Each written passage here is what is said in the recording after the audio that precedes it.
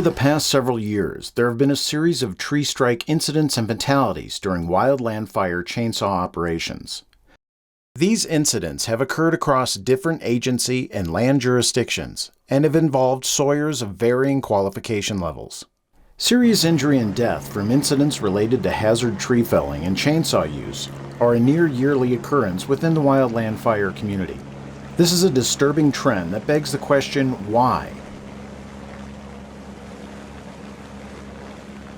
Findings from several of the accident reviews compiled in the recent Tree Felling Accident Analysis, published by the Wildland Fire Lessons Learned Center, indicate that improving cutting area control and the risk assessment process, or tree size-up, as well as a better understanding of tree conditions and other factors which influence operational complexity, are common factors that may help get at the root of the problem involved in many accidents and injuries.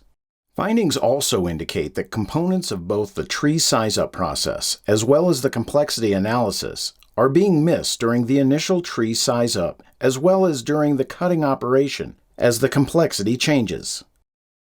In this video, we will focus on chainsaw operational complexity and the ongoing tree size-up, as well as the point at which the complexity of a cutting operation changes.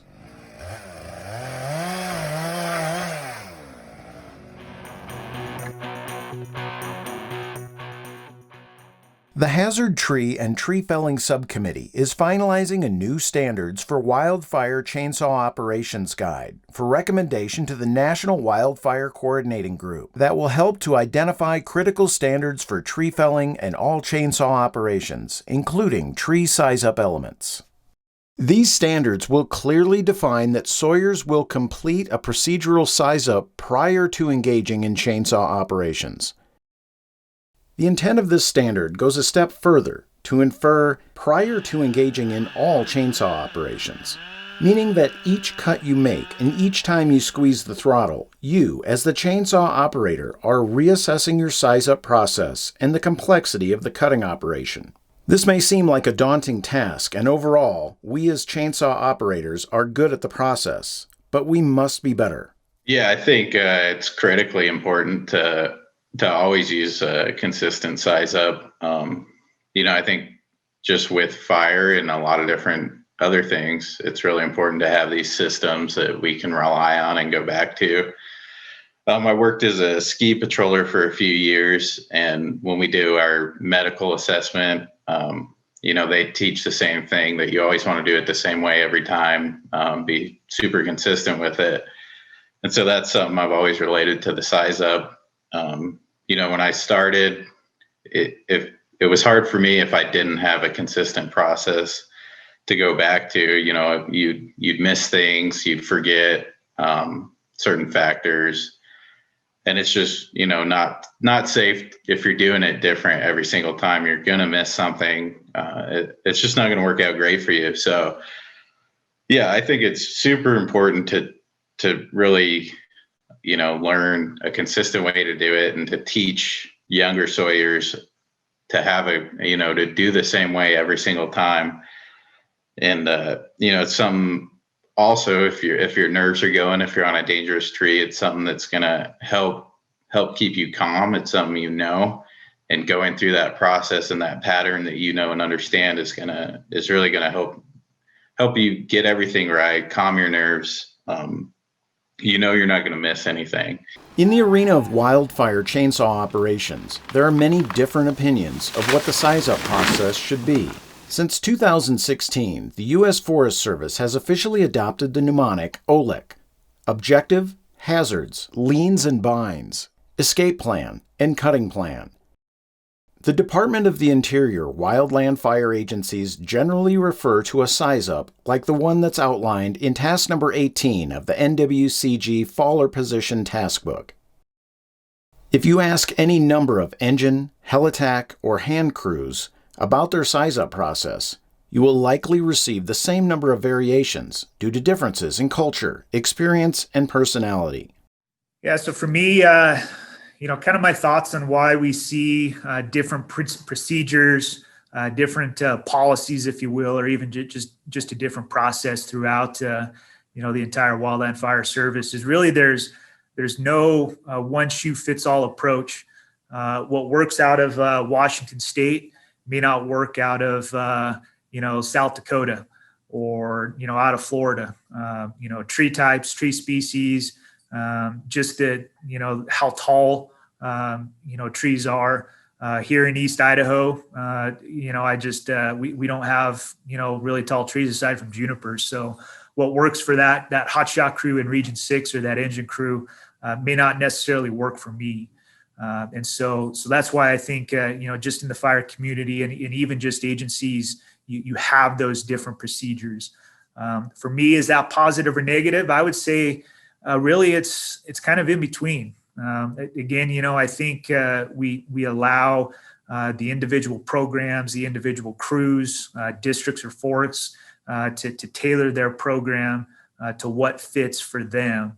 But the negative aspect of that is if I send my engine crew headed up to somewhere up in Oregon, and they get into a situation with these larger diameter trees that are a lot taller, that's where I think our procedures might fall short of the expectations they have up there. But my hope is that they still fall back to their basic training and go through the size up process. I expect that my crews will size up or size down a juniper tree. It's no different than getting ready to fall that 40-inch snag as well. And when they start through that size up process, if they find that it just exceeds their scope, exceeds their capacity to take that tree down, then it's also my expectation that that's when they either pass or ask for extra assistance or even guidance, some mentoring on at the base of that tree to get that tree down safely. So again, for me, I think it is both positive and negative. It's just how we operate within those sideboards that are established for each of us.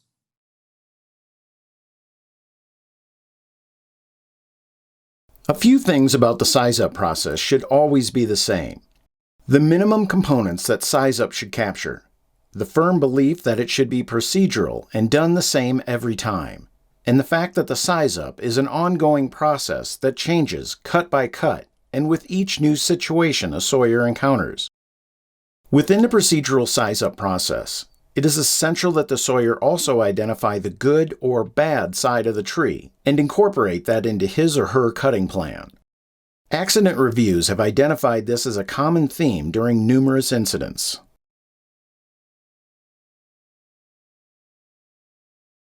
The complexity analysis refers to the sum of all parts of the cutting operation. This is a combination of the components of the size-up, considerations of tree species, defects, mortality, human factors, environmental factors, and risk. Determining the complexity of the cutting operation is one of the most important processes for a sawyer to understand and implement, and it should be performed on an ongoing basis.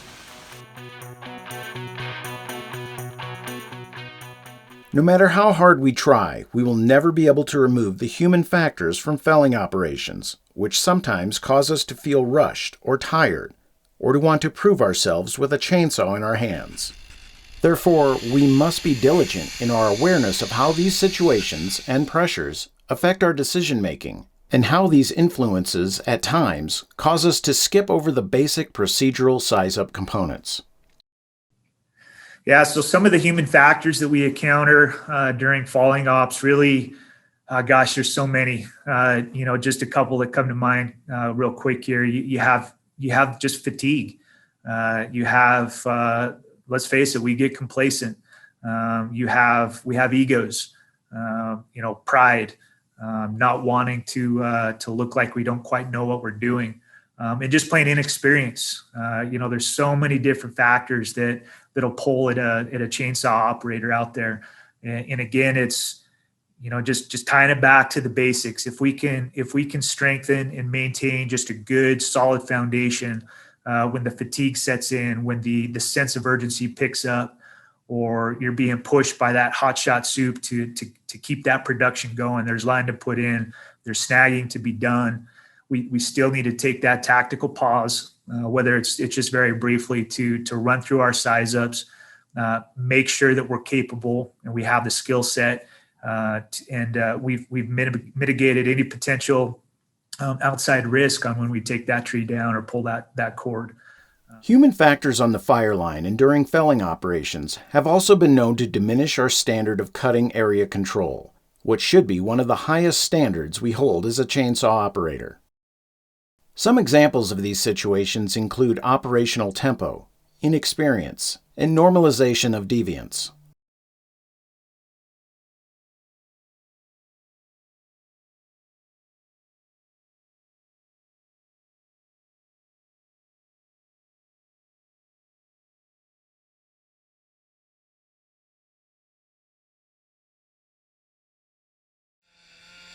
In October of 2019, as part of the corrective action plan in response to the fatality of Brian Hughes on the Ferguson fire, the Wildland Fire Lessons Learned Center published the 2004 through 2019 Tree Felling Accident Analysis. This report looked in depth at all felling accidents over that time frame and provided some similarities between them and additional recommendations that sawyers should consider when engaging in chainsaw operations. A topic of highlight is when complexity changes during chainsaw operations.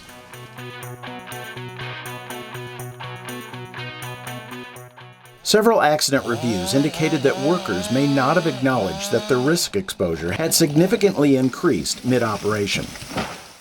Much like the decision-making and risk management processes, the size-up and complexity analysis processes are intended to be ongoing and complementary.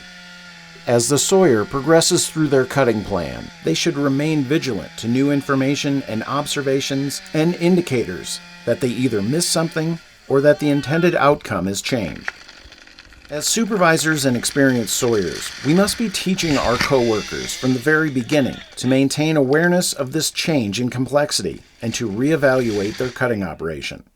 Many times, this tactical pause will afford us the opportunity to look at things from a different perspective, to let our tired arms rest for a minute, or to simply catch our breath and get some oxygen back to our brains so that we might think outside the box a little better. You know, when we talk about the reasons that you might see complexity changing, mid-process, during your felling operation, it's just, there's a lot of things. I mean, the most common, of course, would be,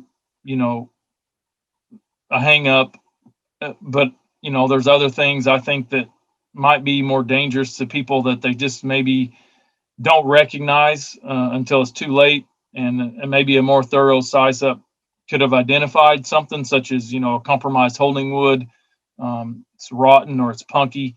One thing that we encounter here a lot is especially in hardwoods is calculating lean.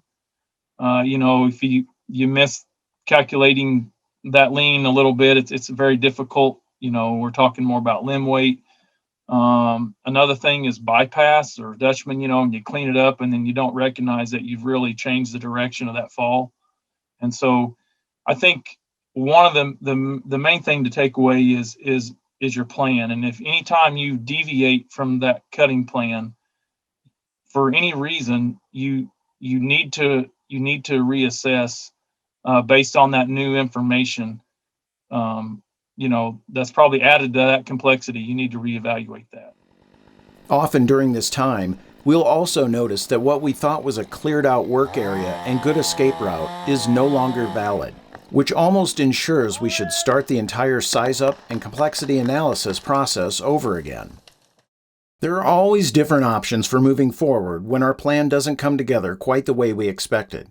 Whether it's to simply take a step back and reevaluate, then re-engage, or to bring in a more knowledgeable and skilled sawyer to assist in the operation. This option is widely used and many times successful. However, according to the tree felling accident analysis, of the 53 incidents reviewed, 42% of the time the person struck was not cutting, including in 5 of the 8 fatalities. This alarming statistic also emphasizes the need to maintain our cutting area control throughout the entire operation, even as we expose more sawyers to the risks of our operation. Lastly, as shown in the 2020 NWCG Refresher Series video, Felling Hazard Trees, Does It Need to Come Down? As sawyers, we always have the option not to physically cut the tree, and instead walk away or find alternate techniques of removal.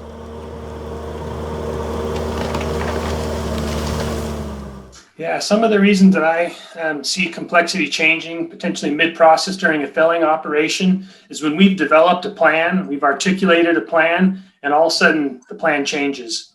That to me, it's kind of like a barometer or a thermostat. When we said, hey, we're going to start cutting on this side, we're going to finish on the other side. And then for whatever reason, the plan that we've implemented didn't work and we find ourselves back on the other side again. That to me is like that thermometer that's starting to go up and complexity clicking up.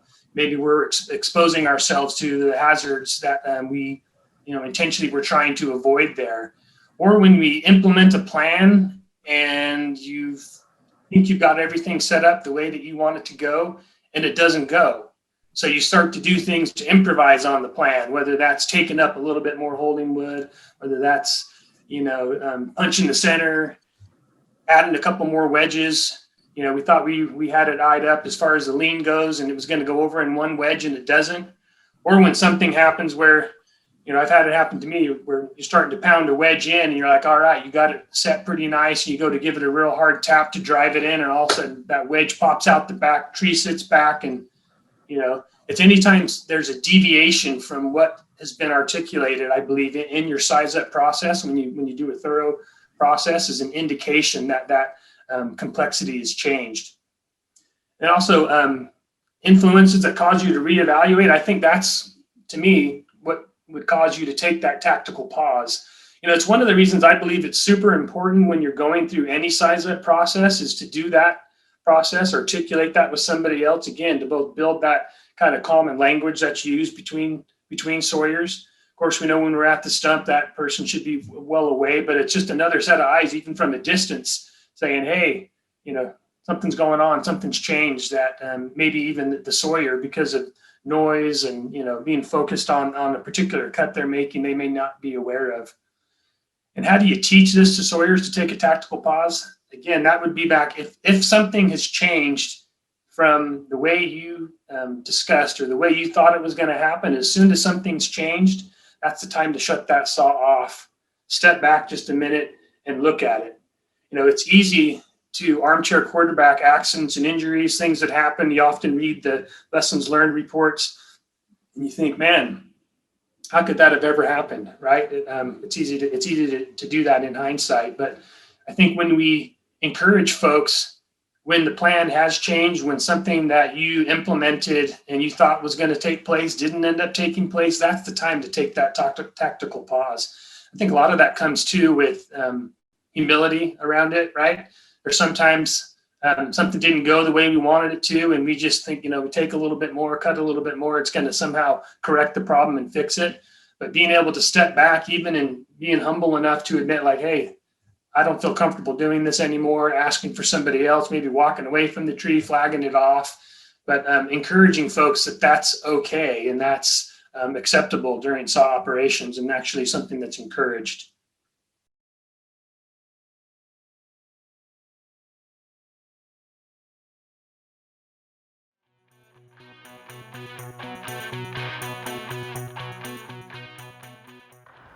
The points we've discussed today are known by most, if not all, sawyers, but are frequently overlooked or ignored. As we continue down the path of creating safe and effective sawyers, we must remember the principles we've covered here. The procedural size-up and complexity analysis are ongoing efforts, which should be revisited many times throughout a cutting operation. There are many human factors and situations we might encounter which influence our decision-making and our ability to reassess our cutting operation mid-process. Above all, we always have the option to walk away as the situation changes complexity or ask for guidance from more experienced sawyers. Please visit the Wildland Fire Lessons Learned Center to explore more about chainsaw accident reviews and the tree felling accident analysis.